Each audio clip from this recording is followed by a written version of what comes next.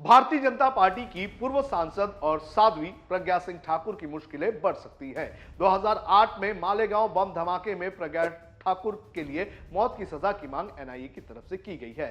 शनिवार को NIA court में अपना अंतिम लिखित दलील एनआईए ने दर्ज करते हुए प्रज्ञा ठाकुर के लिए मौत की सजा की मांग की है। क्या कहा है एनआईए ने अपने लिखित बयान में और क्या है ये पूरा मामला और कब आएगा इस पर फैसला, इसकी जानकारी आपको इस वीडियो में देंगे। नमस्कार, आप देख रहे हैं लोकमत हिंदी। मेरा नाम है सोनू कनौजिया।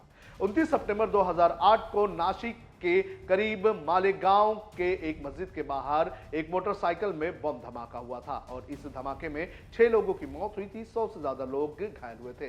यह धमाका मुस्लिम मोहल्ले इलाके के एक मस्जिद के पास हुआ था। इस मामले में पुलिस ने बीजेपी नेता और पूर्व सांसद साध्वी प्रज्ञा सिंह ठाकुर और उनके साथियों को गिरफ्तार किया था और अब इसी मामले में 17 साल बाद मुंबई की विशेष एनआईए कोर्ट अपना फैसला सुनाने वाली है।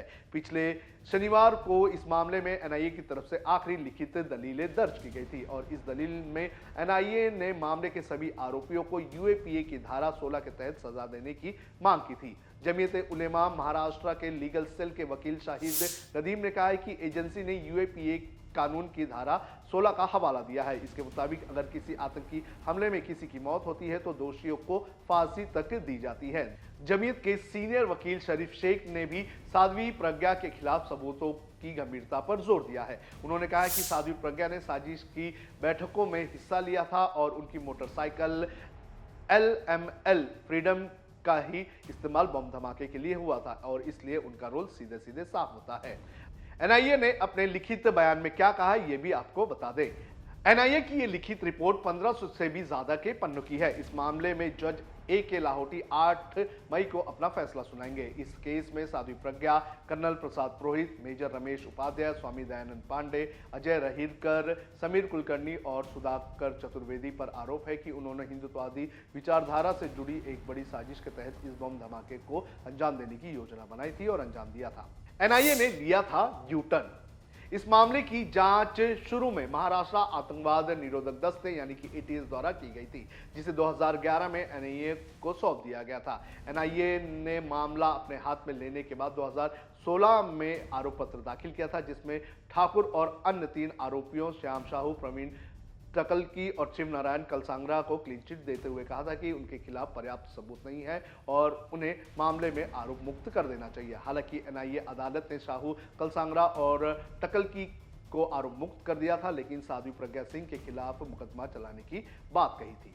अपने बयान से पलटे थे 34 गवाह। इस मामले की शुरुआती दौर में काफी ड्रामा देखने मिला था, जिसमें गवाहों के पलटने का मामला भी बड़े पैमाने पर था।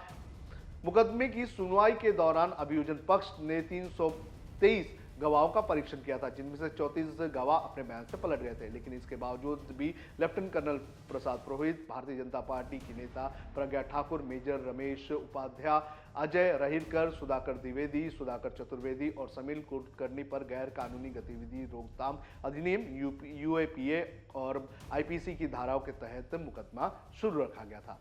जज के तबादले पर हुआ था विवाद। इस मामले में पिछले महीने उस वक्त ट्विस्ट आ गया था जब जस्टिस AK लाहौटी के तबादले का ऑर्डर दे दिया गया था। गर्मियों की छुट्टी के बाद उन्हें नासिक की कोर्ट का चार्ज लेने के लिए कहा गया था, लेकिन मालेगांव मामले की गंभीरता को देखते हुए बॉम्बे हाईकोर्ट ने उनके कार्यकाल को 31 अगस्त तक बढ़ाने का फैसला ले लिया था। स्पेशल एनआईए जज AK लाहौटी का नाम हाईकोर्ट के रजिस्ट्रार जनरल द्वारा पहले जारी की गई जजों की वार्षिक तबादले की सूची में शामिल था और इसी महीने की शुरुआत में जारी नोटिफिकेशन के मुताबिक उन्हें नासिक की एक अदालत में तैनात किया गया था।